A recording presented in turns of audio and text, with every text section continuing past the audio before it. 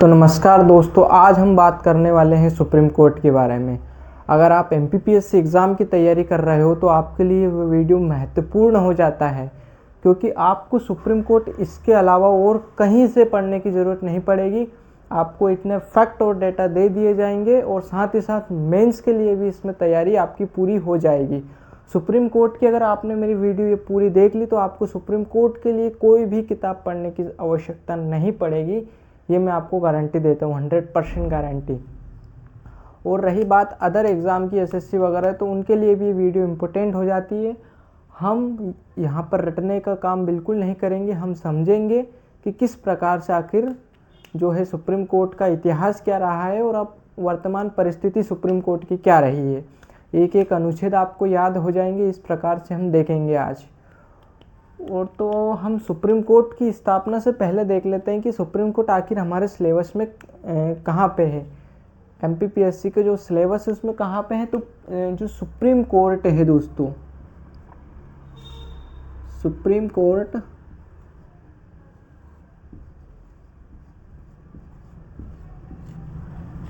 तो जो supreme court है दोस्तों, ये हमारे सिलेबस में यूनिट 1 में है मेंस के, और प्री की यूनिट 5 में दिया हुआ है ना सुप्रीम कोर्ट के बारे में। तो सुप्रीम कोर्ट हम देखते हैं कि हमारे संविधान में आखिर इसका है क्या। हमारा सुप्रीम कोर्ट जो है संविधान के भाग 5 में, भाग 5 के अंतर्गत ये आता है। तो इसमें हमारे पास 3 चीज़ें होती है, विधायिका,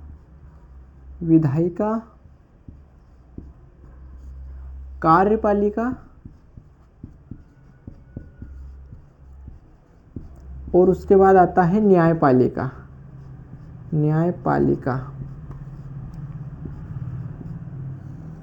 और दोस्तों आपको इतना भी ध्यान रखना, आप शॉर्ट नोट्स बनाना चाहते हो तो बिल्कुल मैं शॉर्ट नोट्स के फॉर्मेट में यहाँ पे बना दूंगा, आप कॉपी में उतार सकते हैं।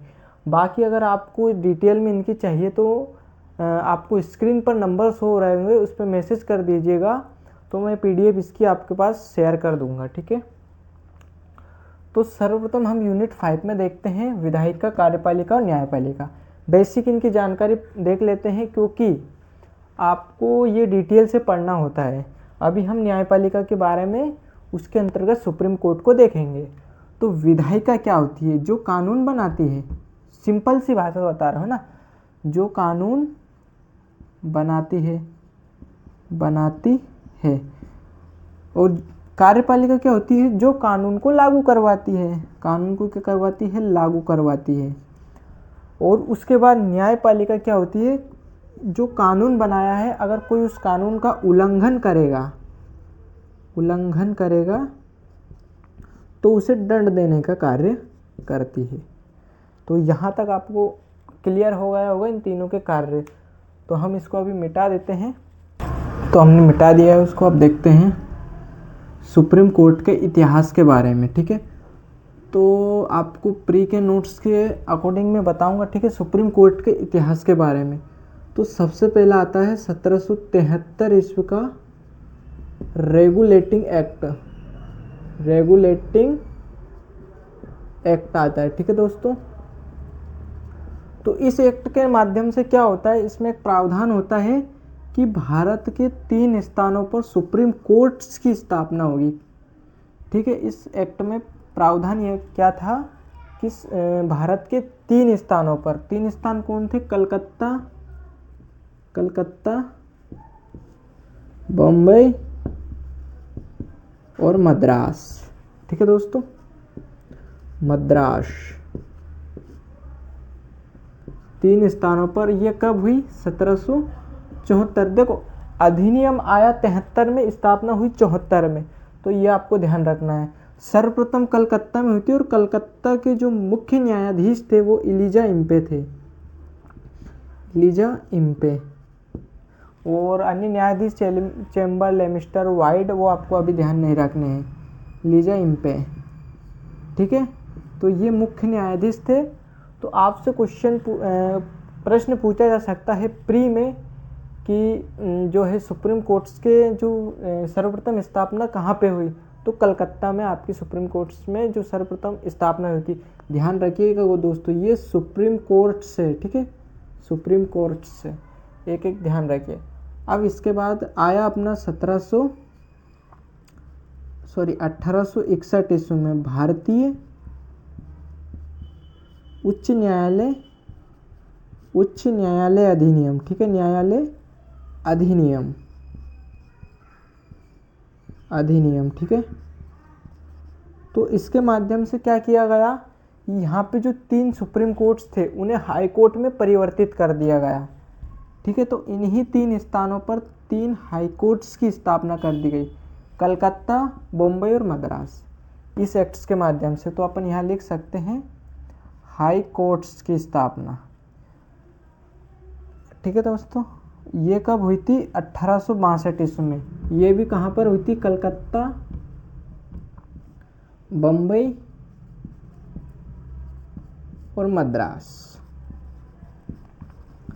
यहाँ तक क्लियर होगा।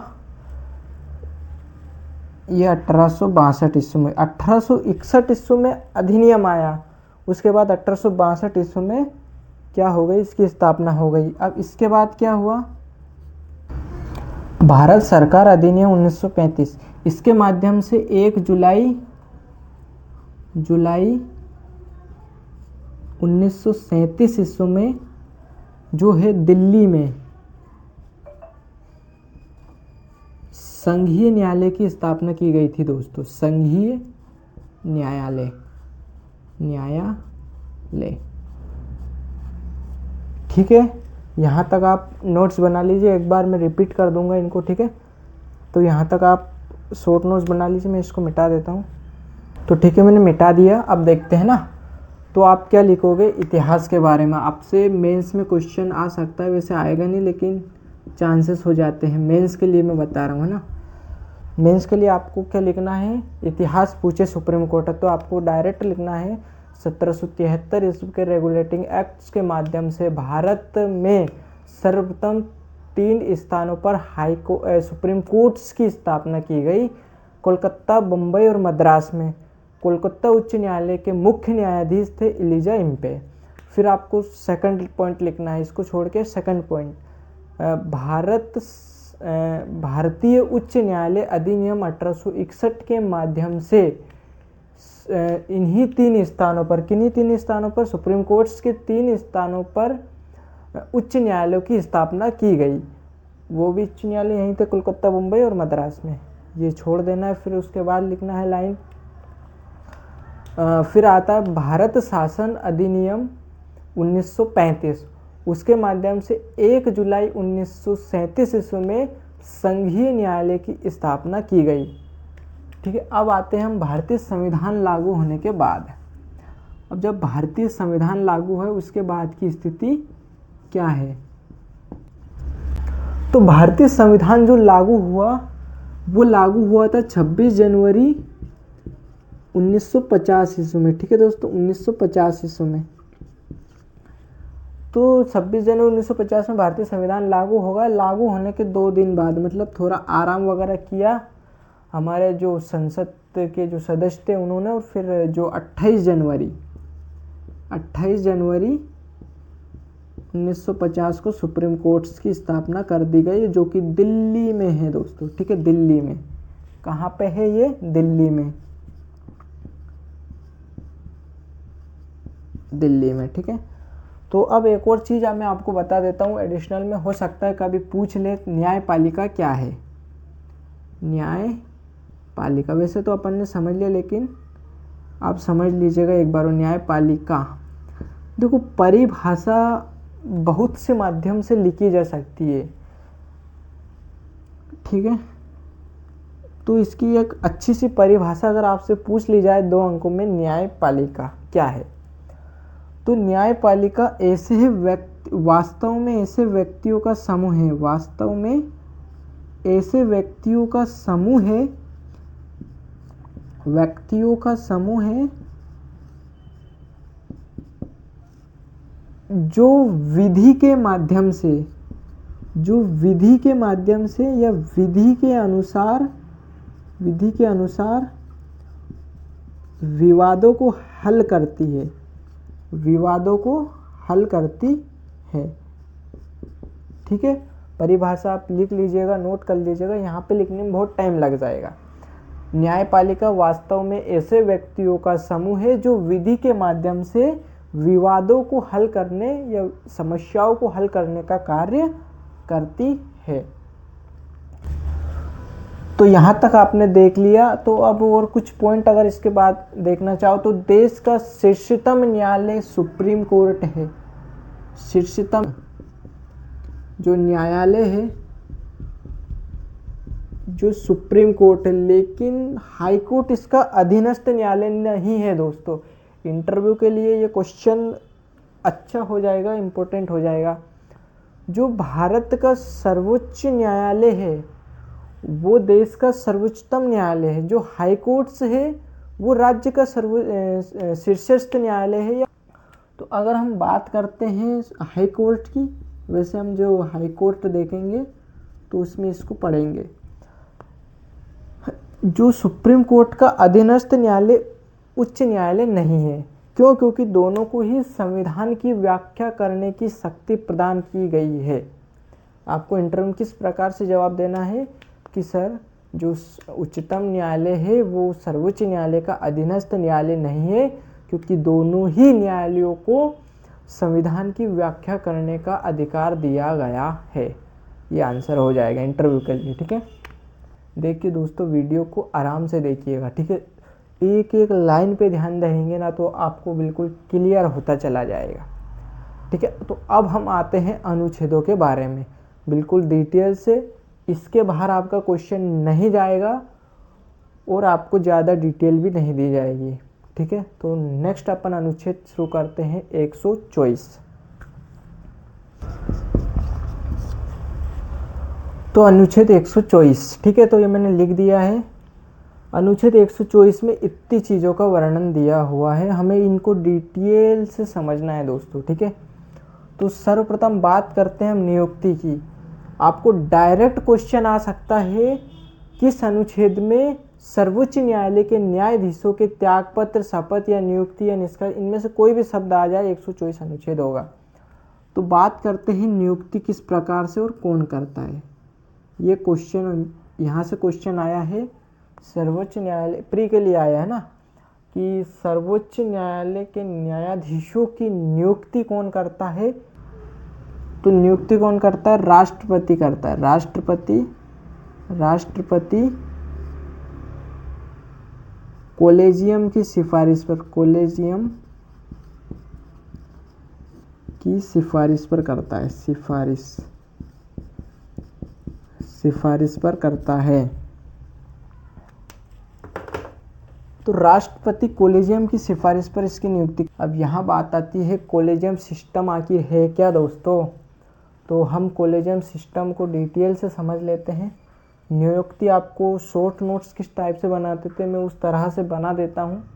ठीक है, तो जैसा कि हमने देखा राष्ट्रपति करता है। दो चीज़ आपको ध्यान रखनी है बस। पहला लिखना है राष्ट्रपति करता है, राष्ट्रपति प्लस किसकी सिफारिश पर करेगा? कॉलेजियम की सिफारिश पर।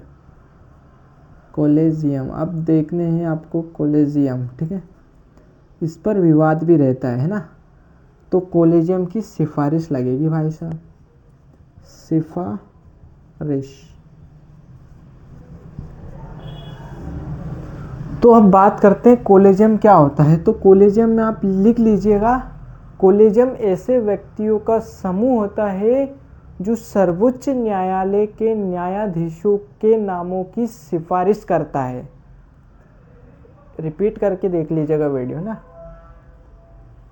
लिख लो फिर वीडियो देखना है ना, पहले उसको पढ़ लेना एक बार। ठीक है, नामों की सिफारिश करता है ना, जो नाम है वो कौन सिफारिश करेगा? कॉलेजियम। और फिर ये नाम राष्ट्रपति को भेजा जाएगा और राष्ट्रपति नियुक्त कर देगा। अब कॉलेजियम के इतिहास की बात करते हैं। तो कॉलेजियम का इतिहास चालू होता है 1993 से। तो इसमें द्वितीय न्यायाधीशवाद से इसको जोड़ा जाता है। द्वितीय न्यायाधीशवाद न्यायाधीशवाद। वाद क्या होता है ये आपको याद होगा, नहीं याद है तो आप पॉलिटी पढ़ेंगे तो उसमें आपको बता दिया जाएगा क्या होता है, केसेस होते हैं ना। तो 93 में द्वितीय न्यायाधीशवाद में जो कोलेजियम है इसका जो स्थापित किया गया था, इसे प्राथमिक रूप से इसको स्थापित कर दिया गया। लेकिन जो इसे स्थायी रूप से या पूर्ण रूप से अगर इसको स्थापित करने की बात करें तो ये 1998 ईस्वी में तृतीय न्यायाधीशवाद में न्यायाधीशवाद तो इसको क्या कर दिया गया, स्थापित कर दिया गया। अब इसमें क्या होते हैं, कोलेजियम में कुछ जो है सदस्य चुने जाते हैं। कोलेजियम के अगर सदस्यों की हम बात करते हैं तो इसमें टोटल 5 सदस्य होते हैं सर्वोच्च न्यायालय के न्यायाधीश नियुक्ति करने के लिए। तो 5 सदस्य होते हैं इसमें। तो सदस्यों की अगर हम बात करते हैं, पहला होता है सर्वोच्च न्यायालय का मुख्य न्यायाधीश, सर्वोच्च न्यायालय का मुख्य न्यायाधीश। और वो 4 होते हैं वरिष्ठतम न्यायाधीश CGI, ठीक है। सर्वोच्च न्यायालय का मुख्य न्यायाधीश और 4 वरिष्ठतम न्यायाधीश। तो कोलेजियम ये 4-5 व्यक्ति सिफारिश करते हैं नामों की और वो राष्ट्रपति को भेज देते हैं। राष्ट्रपति उस जो है नामों को नियुक्ति करने के लिए बाध्य होता है, लेकिन एक बार विचार के लिए भेज सकता है कि वापस से एक बार विचार कर लो इन नामों को लेकर। लेकिन अगर फिर भी कोलेजियम उन्हीं नामों को भेजता है तो राष्ट्रपति बाध्य होगा इनकी नियुक्ति करने के लिए। तो ये कोलेजियम सिस्टम एक तरह से केंद्र और न्यायपालिका, मतलब विधायिका और न्यायपालिका के बीच टकराव की स्थिति भी पैदा कर सकता है कहीं कहीं पर, या कभी कभी देखने को हमको मिलता भी है इसके माध्यम से। तो अब अगर हम अगली बात करते हैं तो नियुक्ति में इतना ही आपको ध्यान रखना है। अब बात करते हैं संरचना की। जो संरचना है वो भी अनुच्छेद 124 में ही दी हुई है। तो हम संरचना भी देख लेंगे, लेकिन एक बार नियुक्ति का मैं रिपीट कर देता हूँ, आप नोट कर लीजिएगा। तो सर्वोच्च न्यायालय के न्यायाधीशों की नियुक्ति राष्ट्रपति द्वारा कोलेजियम की सिफारिश पर की जाती है। अब लाइन छोड़िएगा, उसके बाद लिखिएगा कोलेजियम वास्तव में ऐसे व्यक्तियों का समूह है जो सर्वोच्च न्यायालय के न्यायाधीशों के नामों की सिफारिश करता है। फिर आप लिखिएगा कोलेजियम, हेडिंग डालिएगा कोलेजियम, उसके बाद डैश करके लिखिएगा। इसके इतिहास की बात करें तो प्रारंभ इसका माना जाता है, ये प्री के लिए इम्पोर्टेंट हो जाता है। प्रारंभ 1993 से द्वितीय न्यायाधीशवाद और पूर्ण रूप से स्थापित हुआ था ये 1998 में तृतीय न्यायाधीशवाद में। कोलेजियम के सदस्यों में जो है 5 व्यक्ति होते हैं या सदस्य होते हैं, ठीक है। तो 5 सदस्यों में सबसे पहला होता है CGI ऑफ इंडिया, भारत का मुख्य न्यायाधीश होगा, और 4 वरिष्ठतम न्यायाधीश होंगे सर्वोच्च न्यायालय के, ठीक है। सर्वोच्च न्यायालय के 4 वरिष्ठतम न्यायाधीश होंगे, जजेस होंगे ना, वरिष्ठतम। तो यही है कोलेजियम के बारे में, अगर लिख लिया होगा आपने। अब बात करते हैं हम सुप्रीम कोर्ट में संरचना के बारे में। संरचना ना मतलब जजों की संख्या के बारे में। अब संरचना की बात करें तो ये भी आपके अनुच्छेद 124 में ही दिया गया है। तो संरचना में जो है सर्वोच्च न्यायालय के जो सदस्य होते हैं उनकी संख्या कितनी होगी, जो जजेस होते हैं, न्यायाधीश होते हैं, न्यायाधीश जो होते हैं उनकी संख्या कितनी होगी, ये कौन डिसाइड करेगा, संसद डिसाइड करेगी। संसद विधि के माध्यम से। अगर वर्तमान में बात करें कितने हैं, वर्तमान में एक मुख्य न्यायाधीश है, मुख्य न्यायाधीश और 33 न्यायाधीश है सर्वोच्च न्यायालय में, ठीक है, सर्वोच्च न्यायालय में। तो ये जो कुल मिलाकर 34 न्यायाधीश है, ये क्वेश्चन पूछा जा सकता है, वेरी वेरी इंपॉर्टेंट है ये। अब बात करते हैं, जब हमारा जो सर्वोच्च न्यायालय है 1950 में जब स्थापित हुआ तब कितनी संख्या थी, तो एक मुख्य न्यायाधीश था, मुख्य न्यायाधीश था और 7 अन्य न्यायाधीश।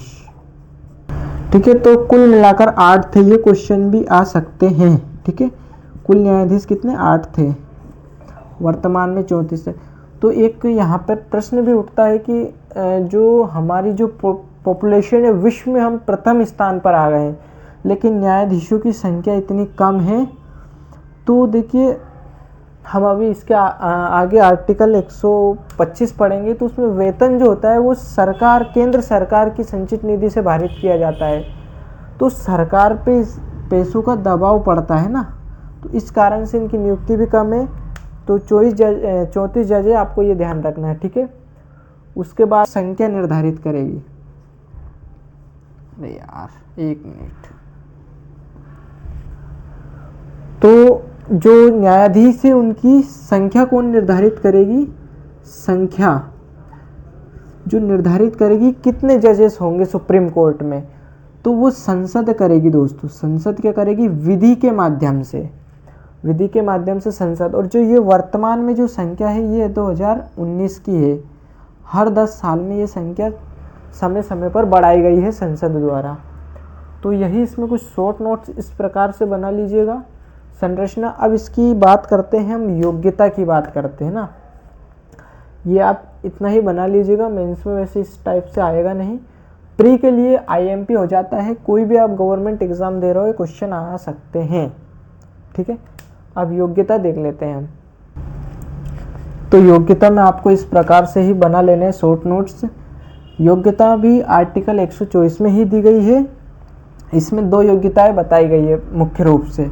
पहला है भारत का नागरिक होना चाहिए प्लस कम से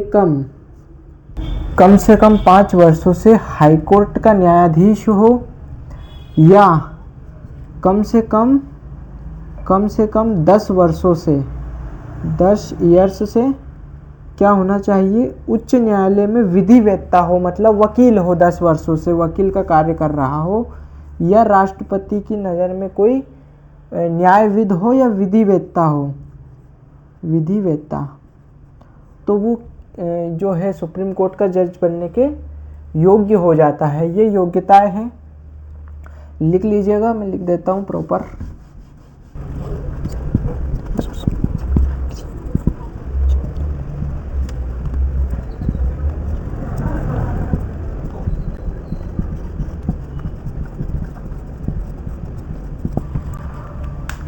तो देख लीजिएगा, ये मैंने प्रॉपर लिख दिया है। भारत का नागरिक हो, कम से कम 5 वर्षों से हाईकोर्ट का न्यायाधीश हो, या फिर कम से कम 10 वर्षों से वह किसी भी उच्च न्यायालय में विधि व्यवसाय का कार्य कर रहा हो, या राष्ट्रपति की राय में कोई विधिवेत्ता हो। तो वैसे तो ये अभी राष्ट्रपति की राय में तो ये अभी लागू ही नहीं होता है, क्योंकि कॉलेजियम है, कॉलेजियम की सिफारिश पर इनको नियुक्ति होगी। तो योग्यता ये देख लेते हैं। अगर इनके कार्यकाल की बात करें तो कार्यकाल भी इनका इसी आर्टिकल में है। कार्यकाल 65 वर्ष तक ये अपनी सेवाएं दे सकते हैं। 65 वर्ष बाद ये रिटायरमेंट हो जाएंगे, 65 वर्ष की उम्र तक। ठीक है, इनके जो त्यागपत्र शपथ जो कौन दिलाता है, शपथ, इनके शपथ की बात करें तो राष्ट्रपति इनको शपथ दिलाता है, राष्ट्रपति। और त्यागपत्र भी ये लिखित रूप से राष्ट्रपति को ही देंगे। त्यागपत्र लिखित रूप से राष्ट्रपति को ही देंगे। ठीक है, राष्ट्रपति को ही देंगे। कार्यकाल, त्यागपत्र, शपथ, योग्यताएं, और इनकी एक पद्धति है निष्कासन की पद्धति, उसको समझना है। बाकी ये तो छोटे छोटे हैं, निष्कासन की पद्धति को और समझ लेते हैं, फिर ये आर्टिकल हमारा क्लियर हो जाएगा।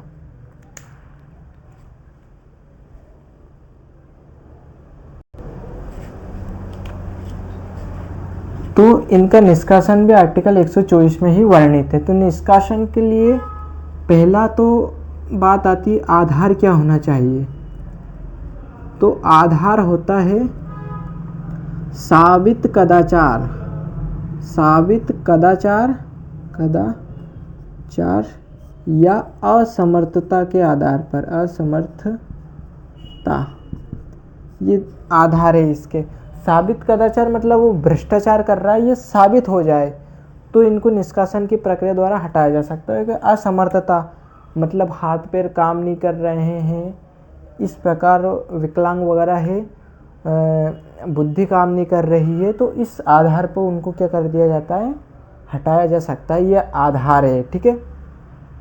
अभी एक यशवंत वर्मा को भी निष्कासित कर दिया जाए। ध्यान रखिएगा दोस्तों, बहुत से न्यूज़ चैनलों में महाभियोग बताया गया है, लेकिन महाभियोग केवल राष्ट्रपति पर चलाया जाता है।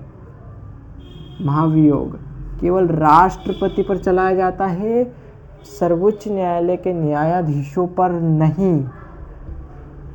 ये आपको थोड़ा सा ध्यान रखना है, भ्रामक जानकारियों से दूर रहना है। निष्कासन की प्रक्रिया द्वारा इनको निकाला जाता है। अब ये जो निष्कासन की प्रक्रिया है, ये संसद के किसी भी सदन में शुरू की जा सकती है। संसद के किसी भी सदन में, संसद के कितने सदन होते हैं, 2 सदन होते हैं, राज्यसभा और लोकसभा, और लोकसभा,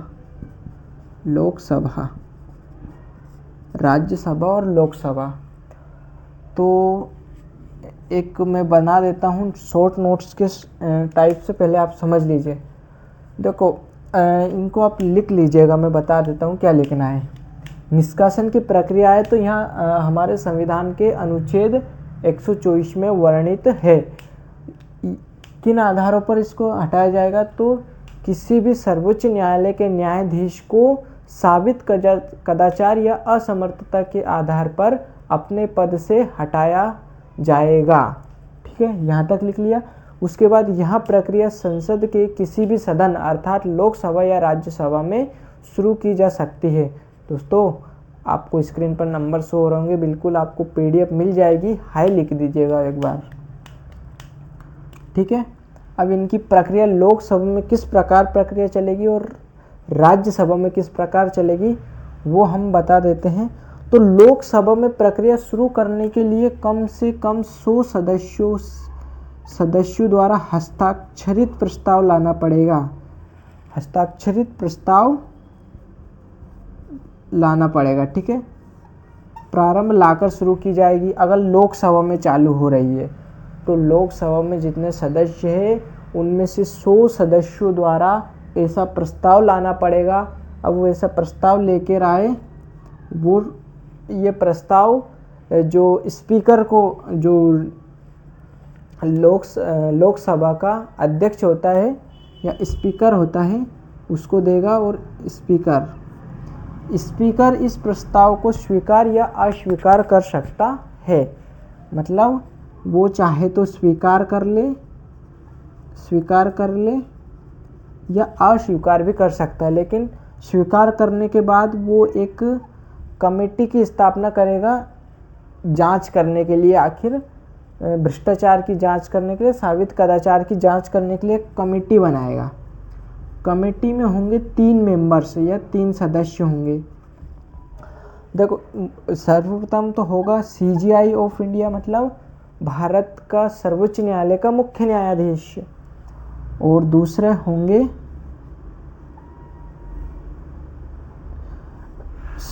हाई कोर्ट का मुख्य न्यायाधीश, और तीसरा होगा कोई विधिवेत्ता, प्रसिद्ध विधिवेत्ता।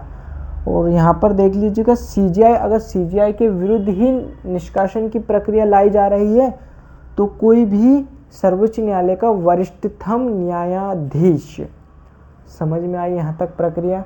तो मैं शॉर्ट नोट्स बना देता हूँ, उसमें आप देख लीजिए, एक बार और समझ लेंगे अपन डिटेल में। ठीक है, तो ये मैंने प्रक्रिया बना दी है, अगर लोकसभा में या राज्यसभा में प्रारंभ होती है। अब इसको समझ लेते हैं। ठीक है, आप नोट कर लीजिएगा बाद में, लेकिन समझ लीजिए पहले ना। तो निष्कासन की प्रक्रिया ये आपके आर्टिकल 124 में वर्णित है। तो निष्कासन की प्रक्रिया में आपको लाइन टू लाइन लिखना है। किस प्रकार से मैं बोल देता हूँ, अगर आपने नोट्स नहीं बना रखे तो नोट्स के लिए आप लिख लीजिएगा।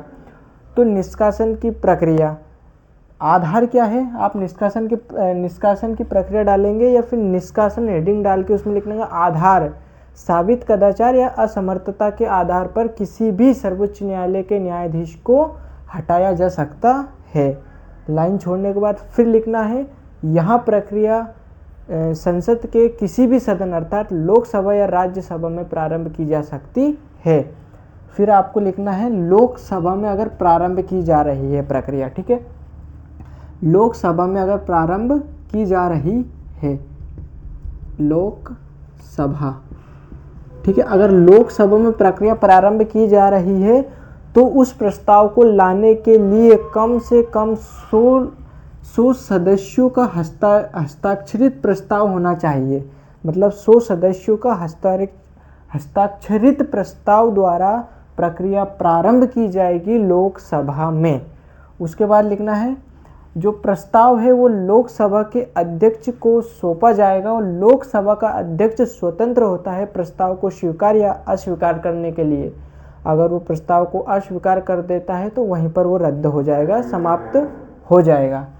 फिर वो अगर स्वीकार करता है तो स्वीकार करने के बाद वो जांच करने के लिए, मतलब जिसके भी विरुद्ध ये लाया जा रहा है, जिसको हटाया, उस जज पे जांच करने के लिए एक कमेटी का गठन करेगा, समिति या कमेटी का गठन करेगा। अब कमेटी में 3 सदस्य होंगे, सीजीआई ऑफ सुप्रीम कोर्ट का मुख्य न्यायाधीश, सीजीआई ऑफ इंडिया, या फिर कोई भी अन्य जज, सुप्रीम कोर्ट का कोई भी अन्य जज, और हाई कोर्ट का जज, विधिवेत्ता। अब देखो 3 सदस्य होंगे इसमें।